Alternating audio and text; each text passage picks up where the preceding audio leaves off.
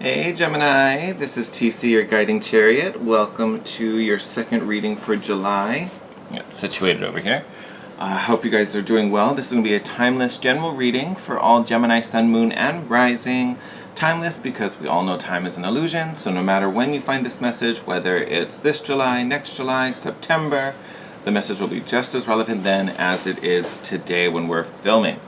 My only ask is that because it's general, only take the parts that resonate. If there's a message or something comes through that doesn't fit your circumstance, don't try to force it. That one's not for you. Leave it on the table. Take everything else. All right? With this round of readings, I really wanted to focus on what's going on with us concerning all this eclipse energy. We're finally out of eclipse season, anyway. We had our third and final eclipse of the summer. It was a lunar eclipse in Capricorn. We still have these energies pretty much for the rest of the year. Usually they last for about 6 months, so interesting 6 months ahead of us.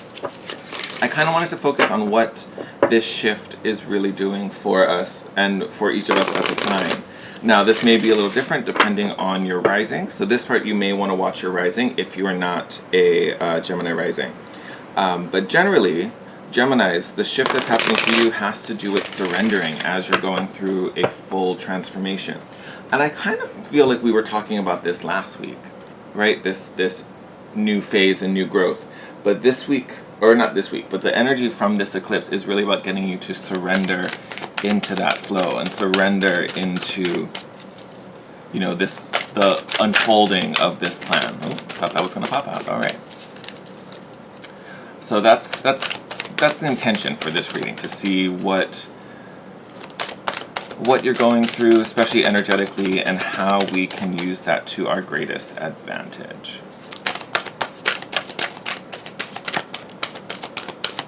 Oh. Fun. All right.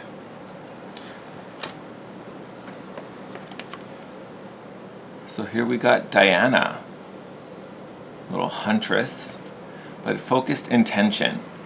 Prompt reads, think about what you desire, set your sights high, and expect the best possible outcome. No. It's early morning for me, so excuse me if I'm a little like, meh. But expect the best possible outcome. I love that. But again, focused intention is all about what is it you want. And I would also add expecting the best.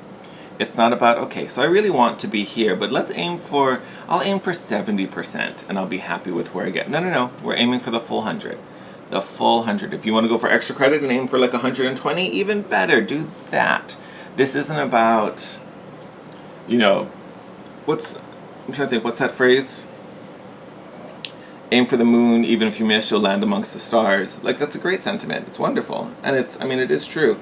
But we're aiming for the moon because we're going to hit the moon. We're going to hit the moon. So aim for the moon and expect the moon. And to me, linking that to, this lesson with this eclipse energy that's going on for you guys, like, this truly is a moment where, looking at my phone. This is truly a moment where you're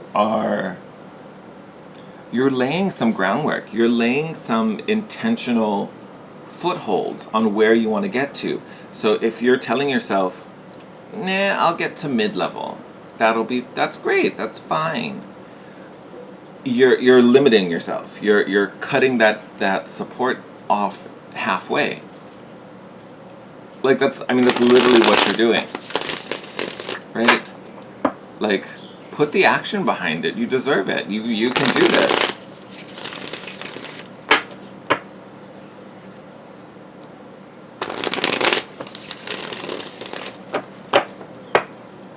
All right.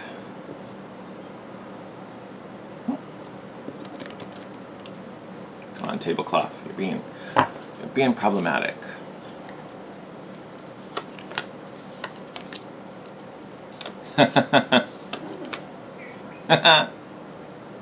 Love. Let's see. So, bottom of the deck. Here we have the 8 of Pentacles. Makes perfect sense. 8 of Pentacles is all about dedication, hard work, honing your craft, honing your skills. Gemini. We also have 2 twos.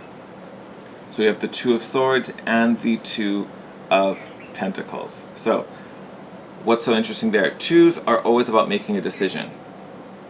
Always. Twos always call for the need to make a decision, right? It's yes or no, it's black or white, it's this or that.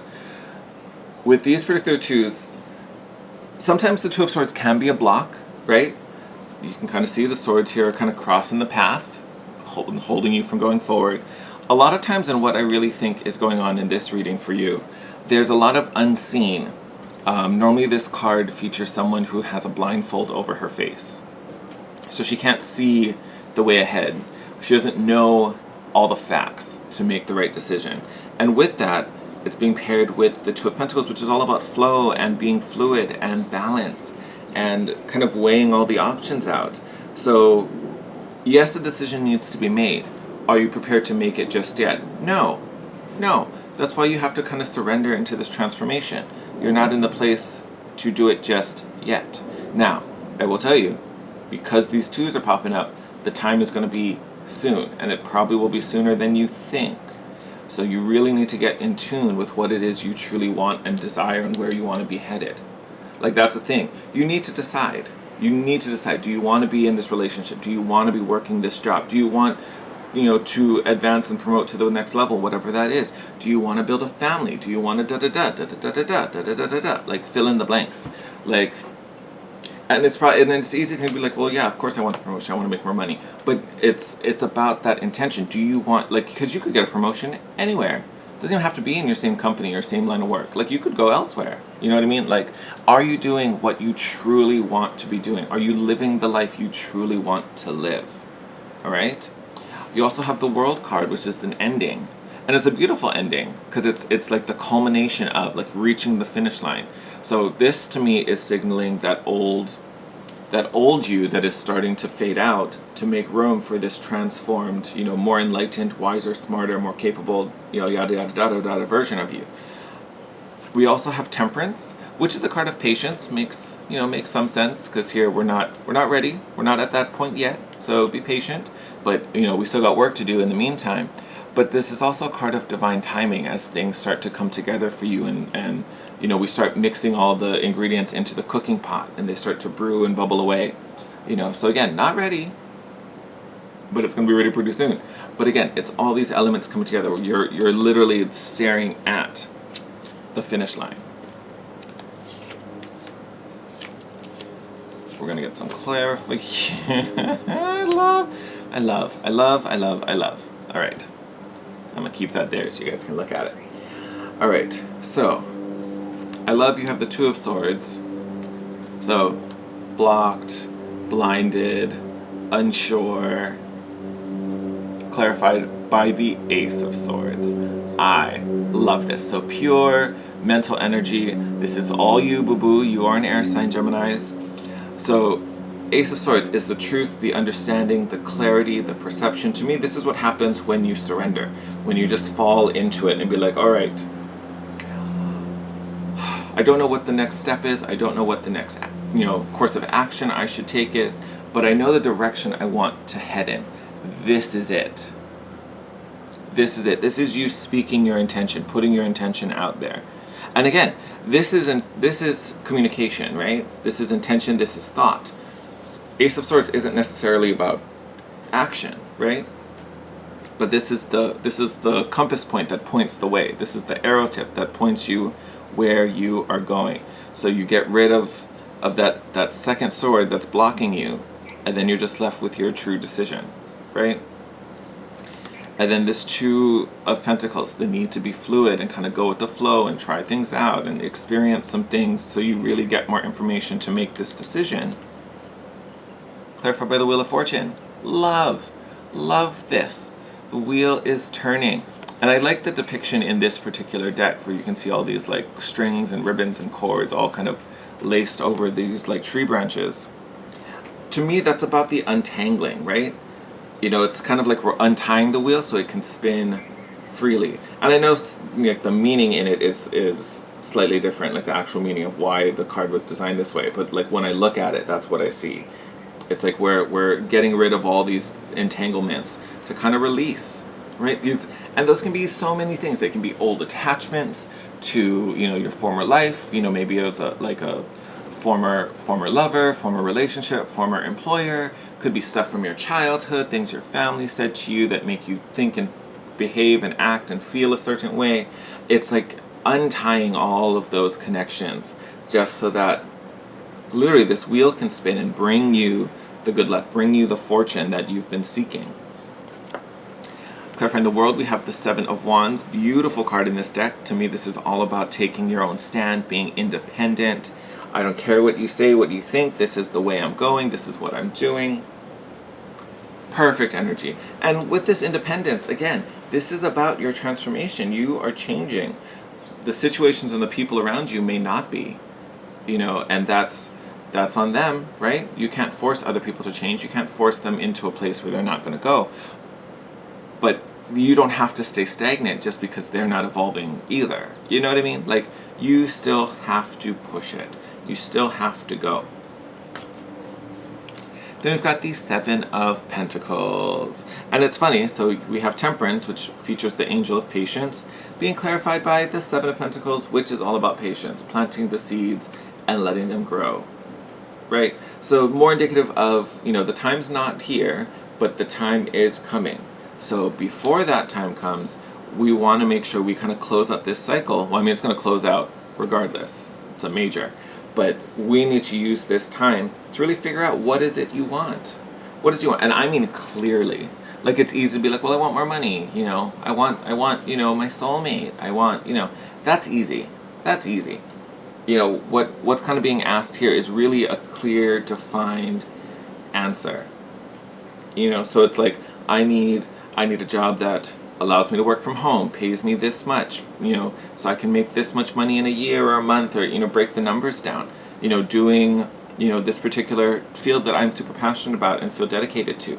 I want a partner in my life that, likes to be supported because I like to have the leadership role.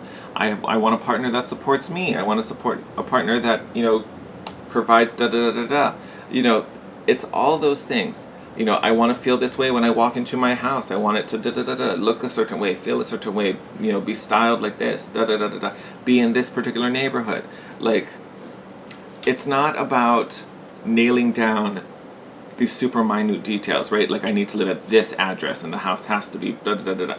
But it's knowing what you want, knowing what would make you happy and what gives you that feeling of satisfaction. Because that's what we're trying to get to. We're getting to the feeling. Right? I would be happiest with a partner who treated me this way or behaved this way or did this, did that. I'd be happiest in a job where I felt like I made an impact or, made this money so I can be comfortable, da da da da da da. Like, that's what we need to lay down, kind of the broader details. The little mini things will work themselves out, right? Because that's where we get lost. Once we get stuck on, like, it has to be this house at this address, that's when we start limiting things. Because what if your perfect house is on the street right behind it, right? It's still in the same area, and even better, or bigger, or grander, or whatever it is. Or, I have my sights on Matthew, but what if Matthew is kind of a tool, and at the same party you could meet Joe, or Becky, or whatever, whoever. So, again, it's really defining where you feel happiest and what would really light you up, and holding on to that and using that as your guidelines when you get to this point where you're going to have to change things up, because they're going to change. I'm going to tell you that right now. They're going to change.